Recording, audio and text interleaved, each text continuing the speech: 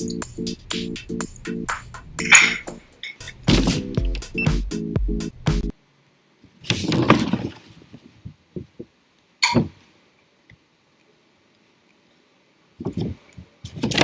welcome back to Cape Town Fashion Council's COVID Reboot Series, brought to you by CTFC. Now, the Cape Town Fashion Council continues to deliver on its mandate of bringing a transformation of the economy's growth, development, and ultimately the transformation of South Africa's fashion economy. I'm your host, Colin Donsko, and welcome back to another episode. Now, today we ask the very important question, how do local fashion SMEs deal with human capital and South African labor laws? Now, while the laws are fair and easy to follow, if you understand the framework, many SME owners still fail to understand the simple, innovative, and affordable human resources services available today. In this episode, I chat to David Bernstein, who's the CEO at Pulse HR, and we're looking at the importance of rebooting HR fundamentals. David, good afternoon and welcome to the show. Good afternoon, and thank you so much for having me, and welcome to all the listeners and viewers. Thank you, David. Now, during this period of COVID-19 and concurrently the national lockdown of phases 4 and 3, we on this episode want to unpack the do's and the don'ts during this time when it comes to HR. So firstly, let's talk about the HR landscape between employer and employee. So we're in very, as everyone knows, unprecedented times. You know, what I say today may change tomorrow. That's the way the world is moving. So what we have definitely seen is a definite shift from employers and employees working a lot closer together. I think there's now become a lot greater mutual understanding of the employment landscape, and the balance of power has shifted. But it's shifted for positive in terms of engagement. And I think the companies that are getting that right with their team, no matter the situation, because everyone's affected, no one's immune to this, they're having a lot more, I don't want to say luck, but they're having a lot more joy with dealing with their team than if the engagement isn't there. So there's certainly been a shift on engagement, which has been quite positive, which is what I guess we can take some positives out of the situation. Oh, I love that.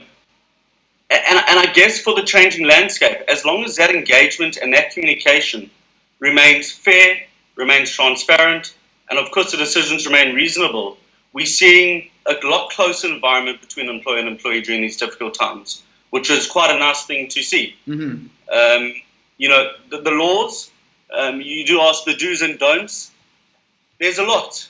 And what I'll say up front to all the viewers is there's certainly a lot of confusion.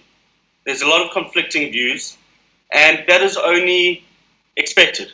Of course. We're in unprecedented times. I think our government have taken decisive steps. Some may agree, some may disagree, and there are arguments on both sides. But what we do have is we're having a decisive leadership, and I think we can all be proud that that's what we're dealing with. So in terms of the laws, a lot of the confusion has come in certainly around what do employers have to pay employees during this time. You know, that will lead on to the TERS and all of that. But if we just go step by step.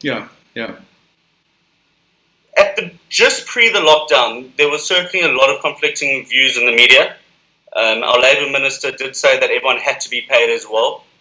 I am of the view that certainly where companies can afford to pay, that keeps the whole economy going, and they should do whatever they can to pay. But in reality, our employment landscape is governed by legislation. Two key pieces of legislation which we'll deal with here is the Labour Relations Act and the Basic Conditions of Employment Act. And in our view, both of those acts talk to what we call in South Africa, no work, no pay. Especially in a situation where we are today, is that even with an alert level 4, employers cannot fulfill their obligations in terms of an employment contract to the employees, and the employees cannot fulfill their obligations in terms of the employment contract to the employer. So if we then take the key piece of legislation that we're talking about, is the basic conditions deals with wages and salaries, and the definition of wages is for the money paid in respect of the ordinary hours worked. Okay, which means if there's no hours worked, there's no payment. Absolutely, Yeah. yeah. The second issue that we're dealing with is what can an employer do then? Okay, can an employer just put everyone on unpaid leave? Okay, in our view, that's exactly what employers can do. Again, from an HR element, we would, where employers can, would like annual leave used first. Once annual leave has run out, then in terms of the law, that annual leave becomes unpaid leave. Okay. Companies can do special things. They can put a special leave incentive policy in place. They can give additional leave days, but that is all dependent on the actual company and their policies. But certainly during the lockdown level, or even in the alert levels, no work, no pay, and leave can be utilized. Okay. I want to zoom in on something, David. We're discovering that a lot of SME owners haven't crossed those or ticked those necessary boxes, and so now they're sitting in positions where they're not able to pay their employees. What are the obligations of employers when it comes to ensuring that the necessary processes and legalities are taken care of? Absolutely. So we're going to touch a lot on the legalities, and I'm quite careful in this webinar not to give too little so there's confusion, but I don't want to confuse people and give too much. Yeah. So if there's not clarity, please also the viewers bounce around and let's get the clarity. Yeah. Yeah. In terms of the non-payment, okay, any work that is performed must be paid. Okay. What we're also seeing is a lot of interesting and creative arrangements and agreements being made between employer and employee. So when I say the relationships become a lot closer, there's a lot more consultation done, also informally and outside of what we call the formal Section 189 process, which we will touch on a little later. But in terms of the agreements, there are change of working hours being put through, there's change of remuneration by agreement. Remember, an employer cannot compel a salary reduction. And I know we're seeing a lot of things in the media and a lot of documents in the media about companies taking salary sacrifices or deductions. You cannot compel someone to do that. It can only be done by agreement. Okay. Why are we seeing things being done much easier than ever before is, of course, because of the situation we find ourselves in. And the employees understand and appreciate what the employers are going through. The employers understand that if they're not paying, there's going to be severe suffering. So there are these agreements, and anything can be done by agreement. In terms of the legalities, the UIF department, the Department of Employment and Labour, they have put a disaster fund together known as a TERS application. It is a responsibility of the employers that if they're not paying salaries, they need to make application to the TERS through the UIF TERS disaster fund. That process, as a business, we decided not to undertake for our clients. We are not professionals. We're not the best at it. So we've utilized professionals with that. But in terms of that process, you have to have been registered for UIF. Now, as soon as you employ more than one employee when you start your business who works more than 24 hours a month, you need to register for UIF. That's a SARS application, and that's part of your normal business registrations in normal cases. Not that we're dealing with norm these days. But in your normal cases, that is where it would take place. Where we're finding a lot of the issues coming out of the UIF is where employers have not given declarations of their employees on a monthly basis. Yes. So whilst employers have been paying UIF for those employees, those actual employees haven't been declared on the database. So the UIF isn't picking them up, and we're finding issues there. You can log on to U-Filing and still update all your employment records. We spoke to the department, the UIF department earlier this morning, and they have confirmed to us that employers can still log on to U-Filing. Okay. The viewers, unfortunately, the website was down this morning.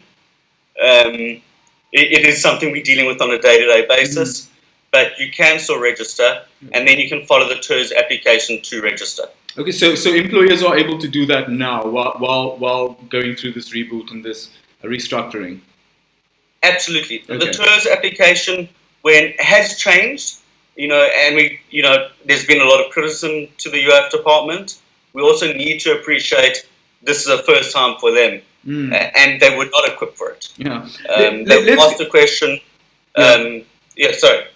Yeah, let's go back. Let's go back to basics for a second, David. I think many SME business owners are finding themselves in a very crazy space because they're now realizing that they had not followed the necessary processes to ensure that their staff is they're compliant and their staff is registered according to regulation. And so let's go back to the beginning.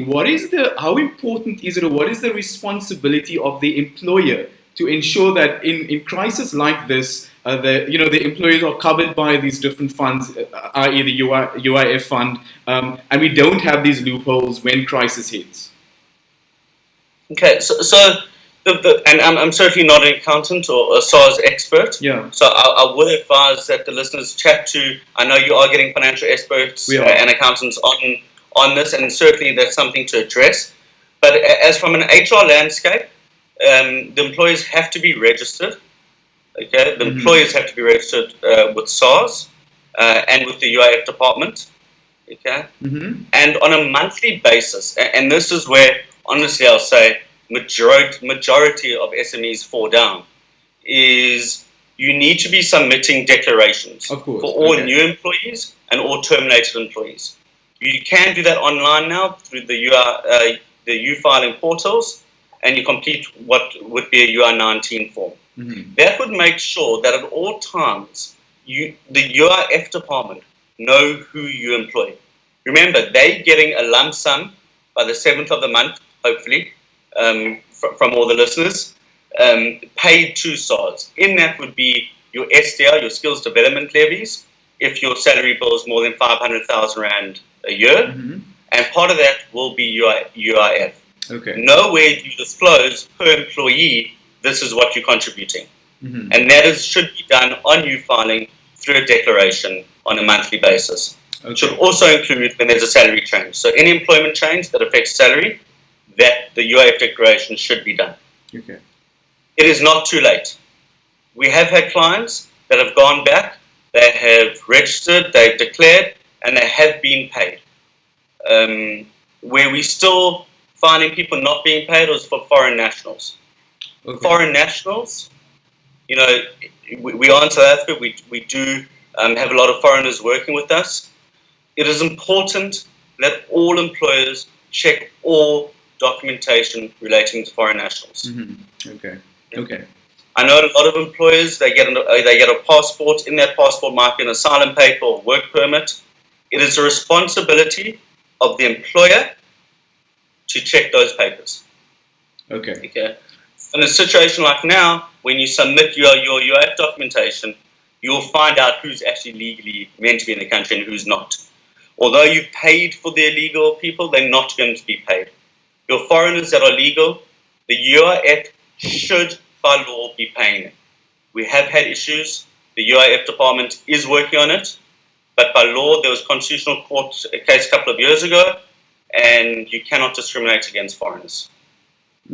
Okay. I wanted us to just tackle three things. The responsibility of the employee first and foremost, and I wanted us to also know that it's not too late. So there is recourse. So there is something that the employers can still do. I've got a question on the live stream that I want to run by you quickly. What are the implications for employers that have not registered their employees for UIF? So within this TERS application, and for any of the employees who are trying to claim, should anyone be retrenched, they're not going to be paid. Okay. So they would have to get hold of whoever handles their payroll, their accountant, and their submissions. They need to register.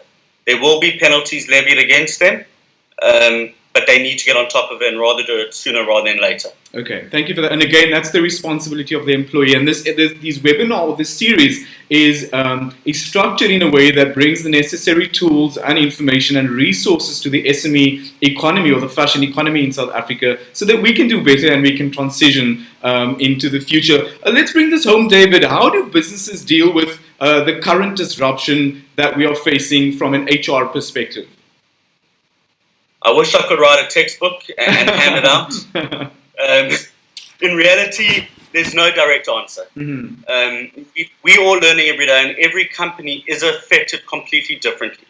So we need to take some critical learnings from the HR world and try implement those as best as we can within every different organization.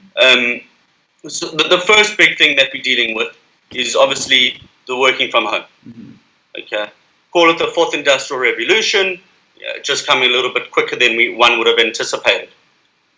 So that's creating numerous HR issues. One, you have got some old school employers that don't trust employees working from home, so there's exceptional micromanagement. Okay. A lot of companies do not have the right tools to performance manage working from home.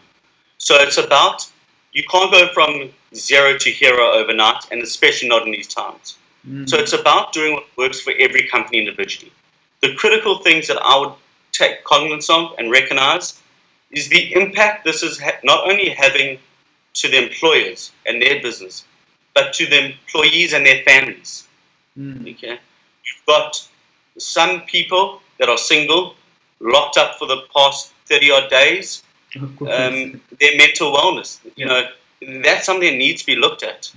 You've got families, you've got working parents. You might have two working parents. Their kids are now home from school. Okay, so now not only are they employees, they're teachers.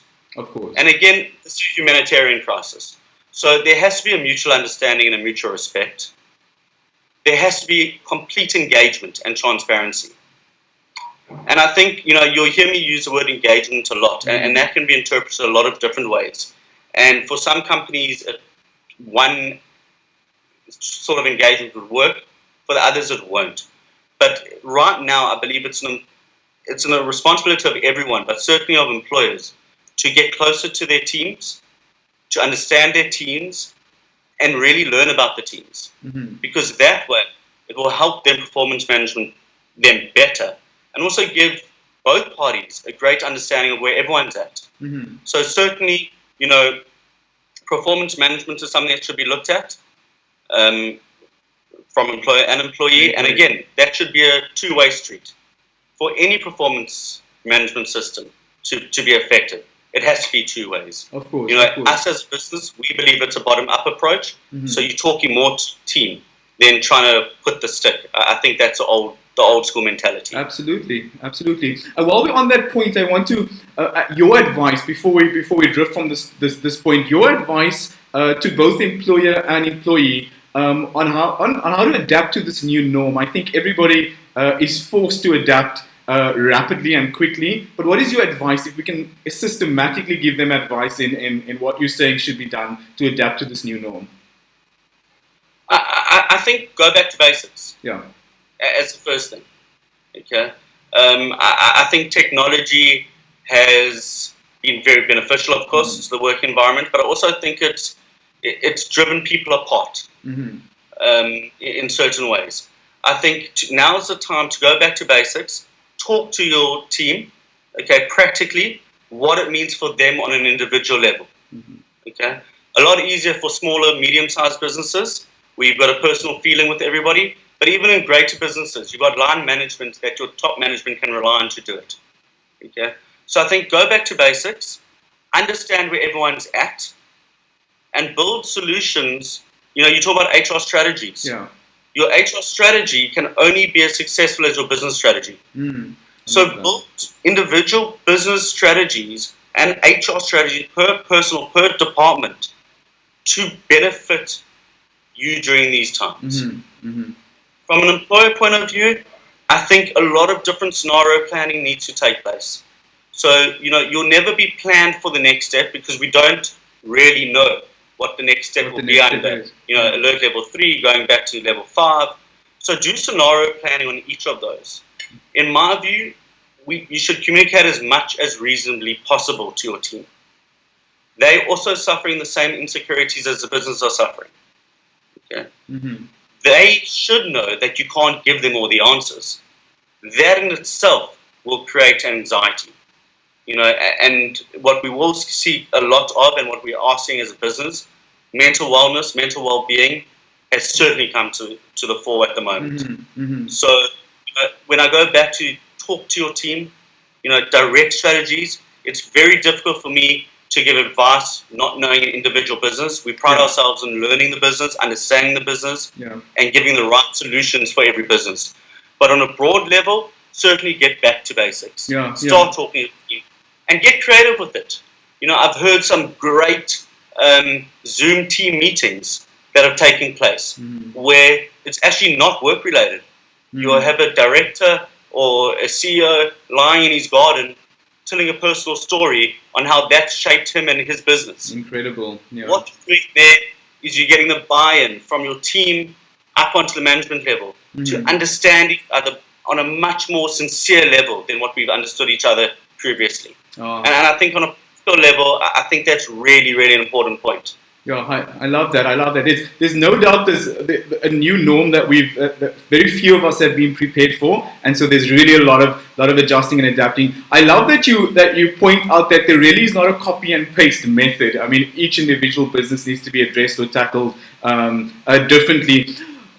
In week 1 of the COVID lockdown, David, we saw everybody scrambling. In week 2, we saw businesses start to close down, or we saw employees being laid off. In week 3, we started to see businesses close down. Let's zoom in for a second on laws governing short-term and retrenchments. What should the employees know, and also employees, what should they know around short time and also retrenchments during this period? Yeah. So specifically in the fashion industry, if any of your members or viewers belong to the bargaining council, the Clothing and Textile Bargaining Council, there are different regulations within each separate bargaining council than there is in the broad speaking. So I'm going to give more broad speaking, but please, to the viewers, there may be certain anomalies between the two, and don't just take what I say as gold and get hold of me, let's have a chat, let's put you on the right track. But in terms of retrenchment, let's start there. This COVID-19, the coronavirus, has not suspended our labour legislation. Yes. Yes. Okay. And I think that's critical to know. There's no suspension of anything. That's a great point. So in terms of Section 189 of the Labour Relations Act, it clearly spells out the process that has to be followed within a retrenchment. Part of that, and they're not to simplify too much, but there's certainly critical processes or areas of consultation within that 189 process. And those cannot be bypassed. They cannot be fast-tracked because of the coronavirus. The consultations may happen quicker because the reasons can no longer really be disputed. The reasons is what we call trot. We know it. Okay, we know the impact it's having. Take some companies, take the travel industry, the income's gone down to zero. We're not talking about some retailers that can operate at 5% on e-commerce. We're really talking zero. So, you can't bypass that process. That process has to be followed. It has to be consulted on. Critical areas within that process that I want to highlight to everybody is, one is obviously the reasons. Why do you find yourselves in this position? Okay. Again, that's pretty well documented now. Secondly, what are the possible alternatives to avoid retrenchments? Because remember, Section 189 process, which is operational requirements, must be started when an employer contemplates dismissing. Okay. In the sense that you can't have your final decisions made up and pre-planned. That would be unfair and illegal. Of course, yes. So in that meaningful consultation, you have to look at, one, why are you there? What are the reasons? Two, what are the alternatives? What are the things can we do to avoid the possible retrenchments? I'm going to pause there for the meantime. Okay. Under those possible alternatives, it's anything by agreement. And again, you can't compel. So we're seeing very creative ways of agreements. We're seeing some employees accept a salary reduction between 15% all the way up to 85%. Oh, wow. Okay, is what we're out with. Because employees understand that they'd rather have a job and have short claims through the TERS or through the UIF in order to maintain a job, because where they're going to get employed during these times. Absolutely. So we're seeing a lot of different, short times, all of that being done by agreement. you cannot compel a short time unless it's governed by your bargaining council. Okay. Fair enough. And there's certain criteria there. But in terms of the law, you cannot just force someone to take an alternative. You cannot compel it. Okay, thank you for clearing that. I think this is such important, or very important and crucial information that both employer and employee needs to know, and I think it will just eliminate a lot of the unnecessary stresses that we're seeing, in our society and just the country as a whole because of lack of understanding. Now, I want you to talk to two groups of people within the fashion SME sector for a second, David. Colin, just before you go there, I just want to finish on that retrenchment point. Okay. Because I pause on that alternative. Oh yes. Okay. If no alternative can be reached, then the consultation has to continue of what next. Now, ultimately, if you can't reach an alternative, the next step would be for the employer to invoke an employer's decision to retrench or to dismiss based on operational requirements. Oh, wow. Yes. Okay. That is why we're seeing a lot of creative deals to protect the jobs. If I say to you, Colin, will you accept a 50% salary reduction? And you go, not a chance. I can't pay my car rentals. I can't pay my rent. I can't put food on the table. The real alternative is to be unemployed. Oh, wow. Okay.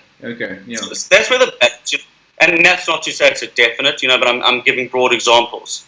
So that's why we're seeing very creative deals happening. And again, those deals must be done by agreement. And then there's no right or wrong. Absolutely. So that is the process that needs to be followed. But you're saying that you are seeing employees trying to accommodate employees as opposed to just saying we can't employ you any longer. You have to go, and they're trying to find a common solution. Absolutely. What you also have is with the TERS application is you can say to employee, I actually don't have work. I've got nothing to for 3 months. Yeah. But hopefully it changes. So let's just put you on unpaid leave. Let's claim the TERS benefit, which is for 3 months. Just for the viewers, May is not open yet. It will be open, but May applications aren't open yet. And let's reassess after 3 months. Again, more than agreement. You can force it if the lockdown period continues for longer. But, in my view, even though you can force it, rather engage, get the buy-in, get the understanding, and it becomes a lot easier. And then also you remove the corridor talk. Which is going to happen. Yeah. I understand with oversight, I understand why you love to use the word engage, because I think it's both employer and employee's responsibility to put this on the table, engage, discuss, and then find a solution together. So I now understand why you use that word so frequently. But let's talk about the importance of implementing an HR strategy. So firstly, to businesses starting out and to businesses who are now forced to rapidly transform their entire HR system at that business, how important is it to implement an HR strategy? So probably something you won't hear from a lot of HR professionals. Okay. Before you think of implementing an HR strategy, get your business strategy down to a T. Okay? An HR strategy can only be successful if it's linked directly to a business strategy. Yes. Okay. So don't start off with your HR going, this is what I want, this is what I envisage, these are the practices, these are the policies, these are the procedures, this is the, this is a culture that I want, this is their technology, this is a performance management system. All of that ties into the HR strategy. But it's about defining human capital. So in our view, it can only happen in 2 steps. You understand the business strategy first, and then you define the business strategy, and you create a roadmap on how your HR aligns to the business strategy.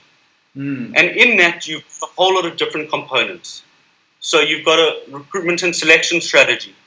You've got your policy and procedures, your employment equity strategy, your skills development strategy, your workforce planning, your talent acquisition strategy, your remuneration, your compensation and benefit strategy. So there's a lot of that to be taken into account into the business strategy. So how would I do it? Again, I said earlier, don't try to go from zero to hero. Absolutely. You're not going to achieve anything in HR by trying to become successful overnight. Okay. The overnight success will take 2 years to do. And you'll turn around after 2 years and go, wow, look at what we've created. But if you try to do it in the first month, you're going to hate anyone that's doing it with you because it's going to fail. Absolutely. So take a back step, look at what you want to achieve as a business, what that looks like, and say, okay, how do I use my human capital in all the different elements on building to that strategy? And in fact, effectively, your human resource strategy will be far easier and will actually be developed, again, either by consultation with the team, because you already have the team, so you need the buy-in for it to work. You know, unfortunately, you don't have the blank canvas today. Absolutely. So, you know, it's going to be a moving goalpost. And again, people naturally don't like change. Okay? You know, I think there are very few of us around that thrive on change. You know, and in my view, in my life, certainly, the only constant I have is change. Absolutely, yeah. You know, but people naturally don't enjoy that. So you need to get buy-in to the process, firstly from the top, because that's where the business strategy comes in. And then when you're rolling out, you need, don't want to use the word engagement again, but you need to consult with your team. Yeah. Okay, to make sure that they understand again why you're doing what you're doing. And that will create the right HR strategy. You know, and again, there are numerous policies and procedures that will talk to that HR strategy. Those policies should talk to it. You don't want to take a downloaded policy off the internet and think that's good for your strategy. Yeah. It has to talk to your business strategy. And that's where you know, in my view, you need to use professionals to help you align those together. Absolutely. And very your profound. bigger companies, bigger strategies. Smaller companies, you don't need comprehensive, crazy things. You're never going to follow them. I love that. I love that. Very, very profound. And what we're doing with this webinar series, David, is bringing professionals and experts like yourself onto this platform so that we can speak to both the man who's been in business for 20 years, but also to the layman and as well as the new business owner. And we want to simplify the process. HR is one of the departments we don't love talking about, and so we wanted to bring very practical steps and understanding as well as processes that need to be followed. Let's quickly touch on or briefly discuss the HR elements in terms of TERS, and then also the legal and the non-legal obligations of employees. So we touched a little bit on the TERS application. The TERS application is the UIF disaster fund. Yeah. From an employee point of view, just make sure all your documentation is legal and accurate, and then you've got no obligation. It is a direct employer's obligation that the government implemented. Obviously, with the millions of applications going through, you know, everyone is affected. Absolutely. The UIF department thought it would be easier trying to manage it through the employers instead of every employee trying to apply directly. Again, for the guys that were quite quick on the uptake, the TERS applications changed, if I'm not mistaken, 3 or 4 times. Yes, I remember this. Yes. So, you know, so the rules are changing as we go. You know, so what I say to you today, and I'm scared, and I said earlier, might change tomorrow. You know, the TERS application, as we understand it today, is the government is now, obviously, because I think they might be running out of funds. I've said it publicly, but don't quote me. Yeah, I was about to say. They're now saying you can't be using the TERS for top-ups. Okay. So employers must be very careful when they're making the application for May on how they're making that application, because they might be getting denied based on paying the employees and looking for a top-up. That's not what it's there for. It's really there for employers that cannot pay. And there's an interesting sliding scale on how the TERS and the UIF calculate that. But to answer your question directly, the responsibility now lies with the employers. And that's just for the if we've got any employees listening on this, the reality is, guys, if your employers are doing everything they can, they can't do more. Of course. They're at the beck of call of the UIF department. We know they've had issues over many years of payments. If you go back, and if your viewers think about any maternity payments, anything like that, we've always had issues. It's never been smooth sailing. Just understand it's not going to be smooth sailing now, but they are doing everything that they can. That they can. We have some payments coming through. Yeah, and thank you for pointing that out. Sure. Yeah, thank you for pointing that out. I think one thing, and just to expound on and to reiterate something very profound you said earlier, is that it's important for employer and employee. In fact, it's important for the entire ecosystem, the fashion ecosystem, to understand that this is a rapid evolution taking place, and you've got to figure out or find the resources, find the information, and find the options available to you, as opposed to expecting somebody else to have it figured out, because that's definitely not going to be happening. And I want to reiterate that point. Now, David, apart from bringing the important valid information on this platform, we also, as the Cape Town Fashion Council, want to connect or link the economy with the resources of the key players. Now, I know that at Pulse HR, you have a toolkit, an HR toolkit available, or that you are making available to the economy. Please tell us what the toolkit entails and how viewers can access this. Sure. So, early on, at the middle of March, we realized that a lot of SMEs were getting different information from everywhere and there wasn't clarity. So we launched our first COVID memo just before lockdown. That is available on my LinkedIn. Mm-hmm. And then this week, with Alert Level 4 and a lot of our employees going back to work, there's a lot of confusion of what can and can't be done. So at Pulse, we've developed an employer guide to COVID-19, health and safety in the workplace. It's quite a comprehensive document. It talks about the administrative requirements and then more onto what I enjoy, the practical implementation of it. With that, we've got a whole lot of different annexures that come with it in terms of workplace plans that the government regulations say you have to have, attendance registers, and importantly, a policy. What I've committed to the Cape Town Fashion Council, and I'm grateful to them as well, is that any viewer that would like this toolkit, mm-hmm. they can email me. Just in the subject line, please just put Cape Town Fashion Council webinar, and I'll respond to any of the viewers with a zip file of the entire toolkit available to them.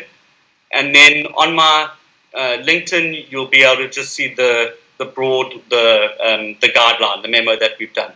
But if any of your viewers want to email me directly, you can give them my email address, or I can do it now. Feel free to please connect.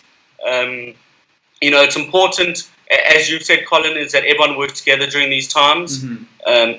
The fashion retailers and designers, you guys in the travel industry, my heart actually bleeds for, in the restaurants, mm-hmm. is that your large retailers, I may be very unpopular for saying this, but your large retailers took a decision very early on to stop payments. They've really hurt suppliers, they've hurt distributors, and we can't get away from that. And I think the only way we can get through this is by working together. Mm-hmm. I've had clients of mine that have been told by large retailers that they're not getting paid for orders they delivered 60 days ago until September. These companies have stock, they have families. Yeah. So the only way we can do this is working together. So any COVID-19 advice that we can give, we're happy to give for free. There's no charge. Obviously, if there's working coming out of that, I need to pay my staff salaries. So that we would like to build a relationship with everybody moving forward. But certainly in these times, we got to work with people, we got to help, and that's how we're all going to get through it. So my email address is david@pulsehr.co.za. Please feel free to connect with me on LinkedIn. All details through the Cape Town Fashion Council, and let's connect. Yeah. So we will make that information. You can find the link as well as David's email account or email address in the bottom of this video on the Cape Town Fashion Council channel. And David, to summarize, there's no copy and paste formula.